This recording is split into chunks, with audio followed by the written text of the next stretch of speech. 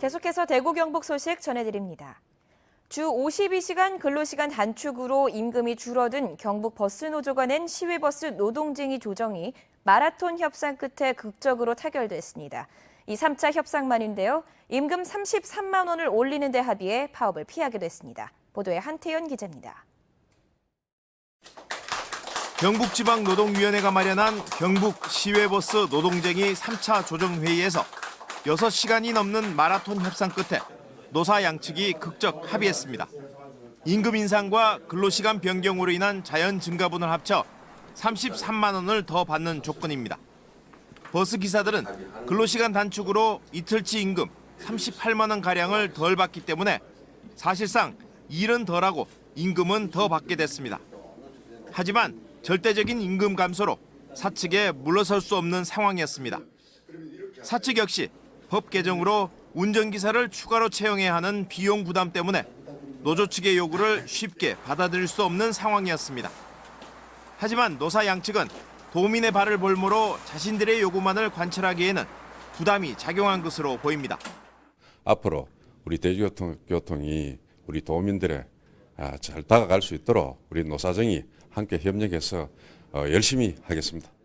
우리 버스를 이용하시는 승객들한테 혹행여나 불편한 점이 발생하기 싶어서 무리를 하면서도 합의를 했습니다.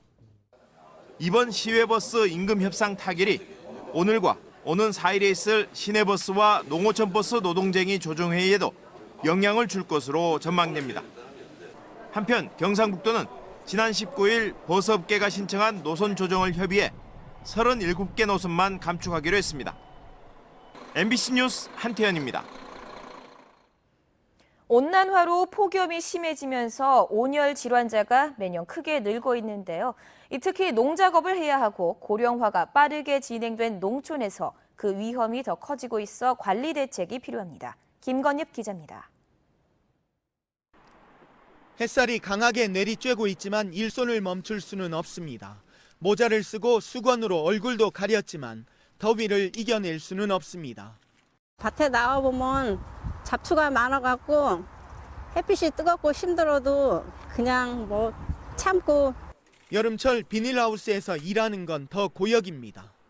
숨이 막 턱턱 막힐 정도로 일었으면 막 어지러워서 쓰러질 것 같고.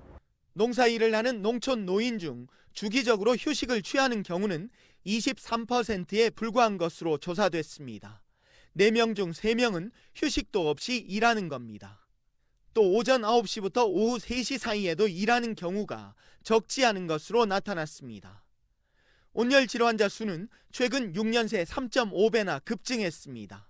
이 중 43%는 농촌에서 발생했고 6월에서 7월 사이에 가장 많았습니다.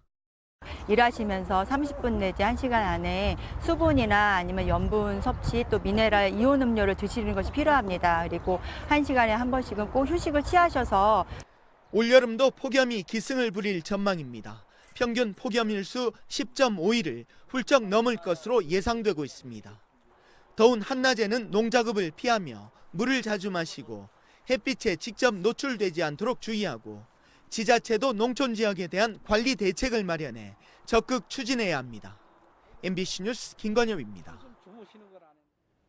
수돗물 대란 일주일이 지난 오늘에야 대구시장이 직접 해명에 나서 시민들에게 사과했습니다. 권영진 대구시장은 기자회견을 열어 수돗물 문제로 시민들에게 불안과 불편을 드린 점을 사과한다며 환경부에만 맡기지 않고 대구시가 직접 설명하고 협조를 구했어야 했다며 미숙한 점을 시인했습니다. 다만 환경부 공식 입장과 세계 각국 기준, 전문가 견해를 종합할 때 대구 수돗물을 마셔도 문제없다고 설명했습니다. 시민 불안을 줄이기 위해 원수와 정수 기준이 되는 물질들을 실시간 점검에 공개하는 시스템을 갖추겠다고 덧붙였습니다. 취수원을 구미공단 상류 지역으로 옮기기 위해 구미시장 당선자와 적극 소통에 나서겠다고 밝혔습니다. 지난해 4대 강보를 개방한 이후 조류 농도가 40%까지 줄었습니다. 국토부와 환경부 등 정부 관계부처는 오늘 정부 서울청사에서 4대 강보 개방 1년 중간 결과 및 향후 계획 기자회견을 열어 이같이 밝혔습니다. 낙동강의 경우 상류 상주보에서 하류 창녕 함안보까지 보를 닫았을 때 72.6일 걸리던 물 흐름이 최대 개방 시 7.1일로 줄어 오염물질이 강에 머무는 시간이 90% 가까이 줄었다고 평가했습니다. 이에 따라 보 개방도 확대되는데 대규모 취수장이 있는 낙동강 낙단보 구미보는 최대 개방을, 대규모 취수장이 있는 낙동강 상주보, 강정고룡보 등은 취수장 운영에 지장을 주지 않는 수위까지 개방하는 것을 목표로 합니다. 구미시 시장 인수위원회가 공식 일정을 마치고 오늘 그동안의 활동을 보고하고 정책을 제안하는 자리를 마련합니다. 새로운 구미 100년 시민준비위원회는 오늘 오후 5시 시민준비위원회 사무실에서 위원들과 구미시 관계자들이 참가한 가운데 활동 보고와 정책 제안을 장세용 구미시장 당선인에게 전달합니다. 4년 동안 구미를 이끌어갈 민선 7기 구미시정 로드맵이 포함될 예정입니다. 구미시가 박정희 관련 사업을 줄이려 하자 이철우 경북지사 당선자가 제동을 걸고 있습니다. 이철우 당선자는 언론과 대담을 통해 장세용 구미시장 당선인이 막대한 예산 등을 이유로 새마을운동 사업의 다른 방향을 찾겠다고 한 것과 관련해 새마을 정신은 발전시켜야 한다고 말했습니다. 또 구미에서 박정희 전 대통령을 깎아내리려 하거나 새마을 관련 사업을 축소하려 한다면 이는 오만이라며 구미시장이 이런 일을 하지 않을 것으로 본다고 밝혔습니다. 지금까지 대구 경북 소식이었습니다. 고맙습니다.